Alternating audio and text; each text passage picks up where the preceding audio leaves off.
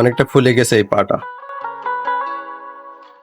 আমার এই কবুতরটা ঠিক মতো হাঁটতে পারছে না, তো আমি ধরে খেয়াল করে দেখলাম যে কি হয়েছে। তো এর পায়ে এই যে সমস্যা, এই যে দেখুন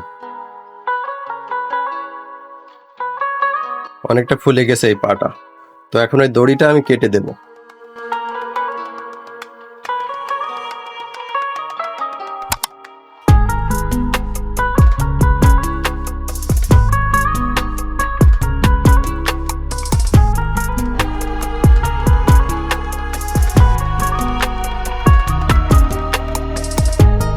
তো ফাইনালি তার পায়ের সুতাটা কেটে দিলাম।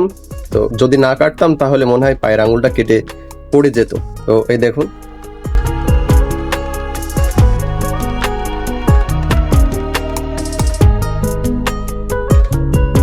তো এখন আমি একে রিলিজ করে দেব।